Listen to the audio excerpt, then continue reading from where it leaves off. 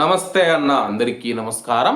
Tirupati Kuwait విమానాలు ఎప్పుడు ప్రారంభమవుతాయని చెప్పేసి కువైట్ మరియు గల్ఫ్ దేశాలలో ఉన్న ఆంధ్రప్రదేశ్ రాష్ట్రానికి సంబంధించిన లక్షల మంది ప్రజలైతే ఎదురు చూస్తూ ఉన్నారు. దీనికి సంబంధించి కీలక సమావేశం జరిగింది. వివరాల్లోకి వెళితే తిరుపతి ఎయిర్పోర్టు పురోగతి మరియు అభివృద్ధి పనులపైన ఎంఓసిఏ కార్యదర్శి శ్రీ సమీర్ కుమార్ సిన్హా గారు మరియు AAI chairman, airport authority of India chairman Shri VPN Kumar గారితో కలిసి సమీక్షా సమావేశాన్ని మన కేంద్ర పౌర విమానయాన శాఖ మంత్రి కింజరపు రామ్మోహన్ నాయుడు గారు అయితే నిర్వహించడం జరిగింది. మొదటిసారిగా తిరుపతి విమానాశ్రయం ఒకే సంవత్సరంలో 10 లక్షల మంది ప్రయాణికులకు సేవలు అందించింది.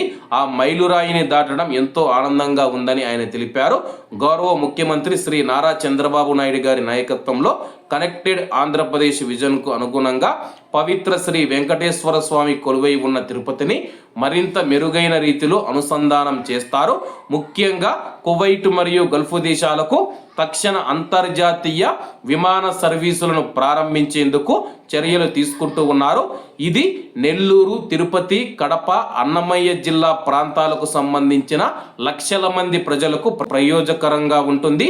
పెరుగుతున్న డిమాండ్ను దృష్టిలో ఉంచుకొని ఎయిర్పోర్ట్ మౌలిక వసతుల పనుల అభివృద్ధి నిరంతరం కొనసాగుతాయని చెప్పేసి టెర్మినల్లో స్థానిక కళారూపాలు, సాంస్కృతిక అంశాలు ప్రతిబింబించేలా అలంకరణ పైన కూడా ప్రత్యేక దృష్టి సారించామని అధికారులను మంత్రి గారు ఆదేశించారు.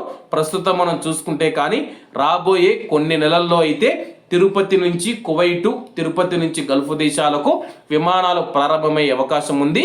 అలాగే కేంద్ర మంత్రి రామ్మోహన్ నాయుడు గారు మనం చూసుకుంటే ప్రత్యేక శ్రద్ధ పెట్టి మరి ఈ యొక్క పనులను చూసుకుంటూ వేగంగా విమానాలు ప్రారంభించే విధంగా చర్యలు తీసుకుంటూ ఉన్నట్లు స్థానిక మీడియాలలో కథనాలు వచ్చాయి. కాబట్టి అందరూ బాగుండాలి, అందులో మనం ఉండాలి. అందరికీ నమస్తే అన్న, జై హింద్.